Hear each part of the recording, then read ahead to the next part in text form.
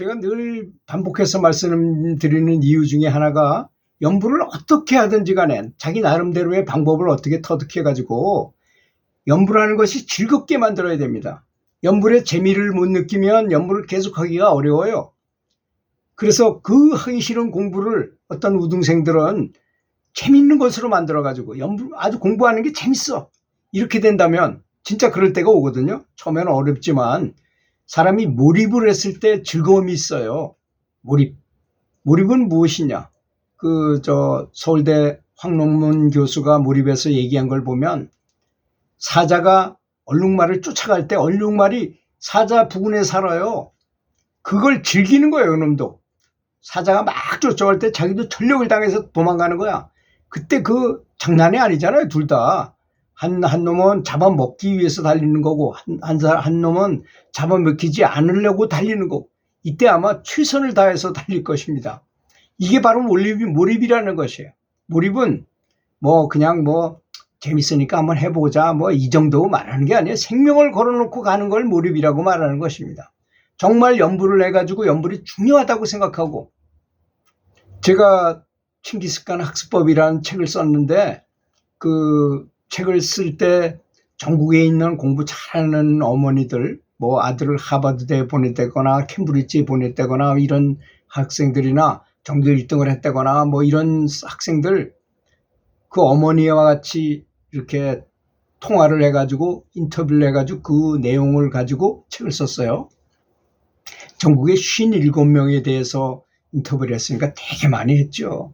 그때 제가 큰 깨달음을 얻었습니다. 그 분들의 말씀을 듣고 우리는 아주 내 소중한 애가 태어났으니 공부 잘해라. 왜 해야 되는지에 대해서는 얘기 안 해요. 그냥 공부 잘하라고만 얘기해. 애는 아무 의미도 없고 그냥 강제로 뭔가 시키는 것 같은 느낌이 드는 거예요. 강제 노동을 당하는 듯한 느낌이 든다는 것이죠. 그래서 그분들은 그렇게 안 했더라고요. 야, 공부를 하는 것이 처음서부터 아주 재밌게 이렇게 하면서 그 유대인들은 그 ABC를 꿀로 이렇게 발라가지고 만들어 놓고 그 A를 배우게 되면 꿀을 먹게 해가지고 공부하는 것이 재밌고 맛있는 것이다라고 느낌을 주게 한다 그러잖아요. 그 말처럼 최면을 걸듯이 세뇌 교육을 시키듯이 애들한테 그렇게 말했더라고요. 그럼 나중에 있죠. 얘가 공부가 정말 좋은 것이라는 거를 아주 많은 방법을 통해서 그 남궁원 씨 아들은 왜 홍정욱 씨를 가르칠 때 배우니까 여기저기 다니면서 그 연기를 하잖아요. 그럴 때마다 들고 다니면서 애한테 저 질통 지고 가는 사람한테는 왜 당신은 질통을 지는 직업을 갖게 됐냐. 그랬더니 중학교 때 학교 다니기 싫어서 때려치고 나가서 내 멋대로 돌아다니다 보니까 배운 게 없으니 이렇게 할 수밖에 없었다. 이런 얘기도 듣고, 성공한 사람은 공부 잘해서 성공했다는 것도 듣고, 아주 편안하게 많은 돈을 벌고 좋은 위치에 있는 의사가 된다거나 이런 사람들 보고, 그래서 공부란 건 꼭 해야 되는 것이구나. 그렇게 만들어 놓으면요, 태압을 이렇게 그전에 왜 태압 이렇게 감아가지고 이렇게 놓으면 이렇게 올라가는 그런 놀이기구가 있었잖아요. 실패에다 이렇게 감아가지고 그것처럼 감아놓은 대로 가는 거예요. 얼마나 잘 감아놨느냐가 중요한 것입니다. 그러니까 우리는 연구를 왜 해야 되는지, 얼마나 재밌게 해야 되는지, 즐거운 것인지, 연구를 하면 이 세상에서 가장 이게 중요한 것인지에 대해서 그걸 알게 해야 된다는 것입니다. 그걸 알게 하지 않고 연구를 해야 된다는 것만 강조해봐야 연구를 하다 보면 조금 힘들면 또 조금 어떤 문제점이 있으면 바로 안 하게 돼요. 완전히 마음속에까지 세뇌가 돼야 된다는 것입니다. 물론 세뇌라는 말은 좋지 않은 말이지만 완전히 잠재의식 속까지 팍 들어가가지고 연구는 반드시 해야 되는구나 라는 것을 인식해야만 그래도 될까 말까 합니다.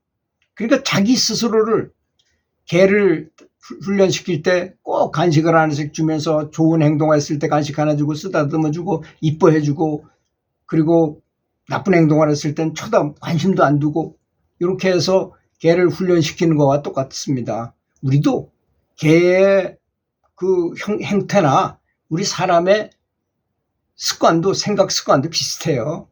그래서 완전히 연불이 최고구나. 이것뿐이 없구나. 죽어서도 보험금을 타는 것처럼 죽어서도 바로 극락에 바로 갈 수 있고 천국에 더 높은 천국에도 갈 수 있다는 것이 바로 연불하는 것밖에 없구나라고 훈련을 시켜야 된다는 것입니다. 세상에는 수많은 수행법이 있어요. 상상 초월로 많은 수행법이 있지만 저보고 하나를 딱 지목해라면 연불입니다. 왜냐하면 제가 영안이 열린 사람들을 많이 양산해가지고 봤다 그랬잖아요. 보니까 관세음보살님이 나타나서 앞에서 그 큰 빛을 쫙 나한테 비춰주면 내 빛이 요만한데 요 빛이 이렇게 커져. 관세음보살님하고 비슷해지는 거라. 세상에 이거 이렇게 정확하고 빠르고 확실한 수행법이 어디 있습니까? 그런데 단 그렇다 하더라도 생각의 차이에 따라서 어떤 사람은 가피를 많이 받을 거, 빚을 많이 받을 것이고 어떤 사람은 조금밖에 못 받아요. 왜 그럴까요? 문제는 관세음보살님한테 있습니까? 다 나한테 있죠. 어떻게 생각하느냐? 아까 욕하는 사람처럼 내가 나한테 욕을 해가지고 내가 그 사람 때문에 화가 난 것처럼 관세음보살님 불렀으면 관세음보살님이 눈앞에서 정말로 백호 광명으로 쫙 빛을 비춰주신다고 생각하고 나도 빛이 커져가지고 관세음보살님처럼 된다라고 생각하는 거하고 그런데 정말 눈앞에 계시다고 생각하고 하는 거하고 감사한 생각을 하고 상대방을 높이 존중을 하고 극존중을 하고 그래야지만 나한테 떨어지는 떡고물이 높다 그랬잖아요. 낙차가 아주 크게 가피를 많이 받게 된다는 것입니다. 그래서 단 10번만 남해압을 탑을 해서 해도 극락왕생한다는 말이 그럴 때 쓰는 말인 것입니다. 그거는 다 나에 대한 내 마음의 상태에 따른 것입니다. 사실 우리 두뇌라는 것은 연불하기를 좋아하지 않아요. 가만 다른 사람하고 같이 나가서 놀러 다니고 뭐 다 떠들고 싶고 또 극장 구경도 같이 가고 싶고 또 뭐 여자친구도 만나러 가고 싶고 또 당구 치러도 가고 싶고 어떤 연극도 보러 가고 싶고 뭐 이런 것입니다. 그건 인지상정이에요. 누구나 다 그런 것입니다. 그런데 그 욕구보다 이 욕구가 더 크게 만들려면 연불의 중요성을 많이 알아야 된다는 것입니다. 연불이 너무너무 중요하구나. 사실 제가 이렇게 말씀드리는 말씀을요. 영가의 입장에서 이런 말을 들었다 하면요. 그는 진작 내가 살을 때 저런 말을 들었더라면 얼마나 좋았을까라고 굉장히 후회할 만한 말인 것입니다. 지금 다행히 이런 말을 들었다면 사실 경전에는 다 그렇게 써져 있지만 경전을 정확하게 아주 쉽게 설명을 안 해서 그럴 뿐입니다. 거기에 다 그런 제가 하는 말과 똑같이 써져 있어요. 금강경에 봐도 그렇잖아요.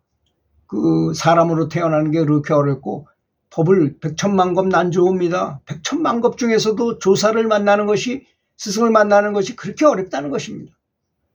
그런데 이렇게 아주 쉬운 말로 잘 말을 풀어서 설명을 했는데도 불구하고 정말 연불에 대해서 잘 조사를 해보는 거야.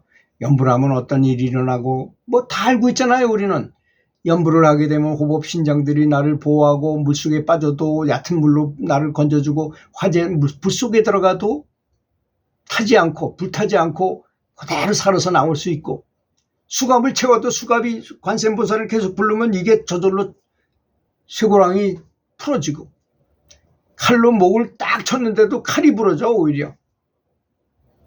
실제로 있었던 일이잖아요. 그게 뭐 제가 지어낸 말이 아니고 우리는 다 알고 있는 말입니다. 그런데 믿음이 적기 때문에 안 되는 것뿐이죠. 우리가 그걸 믿지 않으니까 안 되는 것뿐입니다. 하다못해 이런 경우도 있어요. 저 한백의 탄광의 어떤 굴 하나를 맡은 사람을 항장이라고 그럽니다. 항장이라는 있던 사람이 갑자기 중병이 걸렸어. 그래 뭐 병원에 가봐도 죽어도 안 된대. 그래서 산에 들어가서 산기도나 한번 해보자. 그래가지고 태백산에 무조건 들어가서 무조건 기도를 했답니다. 그랬더니 한 며칠이 지나고 나서 100일 기도라고 하는데 한 50일이 지났는데 갑자기 어느 날 산돼지가 한 3,000마리가 자기한테 덤벼들더라는 것입니다. 그래 죽지 않으려면 싸워야 될 거 아닙니까? 그래서 죽어라 하고 싸우는 거야. 한 3박 4일을 싸운 것 같더랍니다. 그리고서 이 사람이 기절을 했어. 그래서 햇빛이 뜨거운데 딱 살며시 눈을 떠보니까 자기가 사는 거야. 그래서 바깥에 옆에 이렇게 보니까 그냥 피를 막 토하고 정말 형편없이 그냥 피가 막 여기 떨어져 있는 거야. 돼지들은 하나도 안 보이고 보니까 자기가 피를 토해낸 거예요 다. 그래서 그 사람이 완전히 고쳐져 가지고 내려왔다는 것입니다. 부처님에 대한 기도가 아닌데도 그냥 무조건 기도했는데도 그런 현상이 일어나는데 부처님 아주 공중된 부처님을 부를 때야 오죽 효과가 더 있겠습니까? 효염이 더 확실하겠습니까? 믿고 하는 것이 그렇게 중요하다는 것입니다. 염불을 왜 해야 되는지, 염불이 즐거운 것이 되도록 하고 염불이 이 세상에서 가장 뛰어난 것이 좋은 것이라고 생각해야지만 우리 내면에서도 나를 돕는다는 것입니다. 말라식도 나를 돕고 아레아식도 나를 돕고 육식은 말할 것도 없고 그런 상태에 이르도록 해야 된다는 것입니다. 다시 한번 생각해 보세요.